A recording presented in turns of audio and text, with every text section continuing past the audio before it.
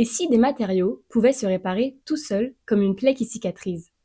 Imaginez une voiture, un avion ou même une infrastructure qui pourrait réparer ses propres fissures. Aujourd'hui, nous allons découvrir les matériaux autoréparateurs et comprendre comment ils pourraient révolutionner nos constructions et technologies de demain. Comment ces matériaux parviennent-ils réellement à se réparer? On distingue deux grands mécanismes. Le premier correspond au système extrinsèque, qui intègre un agent réparateur directement dans le matériau. Cet agent est stocké dans des microcapsules de 10 à 200 micromètres ou dans des microcanaux d'environ 100 micromètres.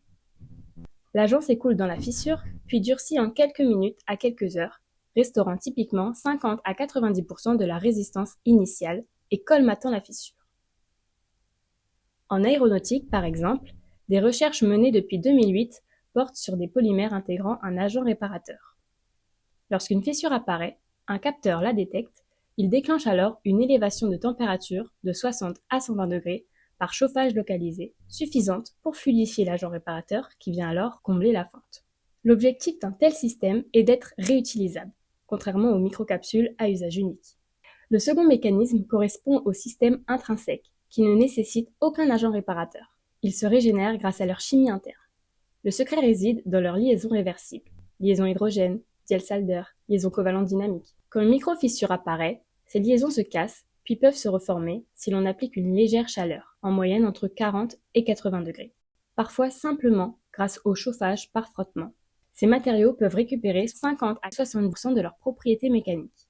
C'est le cas par exemple de certains tissus innovants utilisés depuis 2017 pour des sacs ou des vêtements. Il suffit de frotter doucement la zone abîmée pour qu'elle se referme. Ce type de réparation peut être actif, lorsqu'une énergie extérieure est nécessaire, ou passif, c'est-à-dire automatique, comme dans le cas des capsules, dès que le dommage apparaît. Alors ces matériaux sont-ils vraiment immortels? Pas encore. Soit parce que leurs liaisons finissent par s'affaiblir, soit parce que l'agent réparateur n'est plus disponible. D'autres nécessitent des conditions très précises: chaleur, énergie externe, environnement adapté, ce qui restreint leur usage dans certaines applications. Et les systèmes capables de fonctionner à froid, de façon totalement autonome, restent encore rares. En revanche, leurs avantages sont déjà significatifs. Une durée de vie prolongée, moins de maintenance et une réduction des déchets et des ressources consommées. Les recherches avancent vers des polymères capables de supporter plusieurs cycles de réparation et vers des systèmes activables dans des conditions plus réalistes. Ces progrès ouvrent la voie à des matériaux plus fiables, plus durables et plus autonomes. Et là, une question se pose. Est-ce qu'on ne se rapproche pas peu à peu de matériaux presque vivants?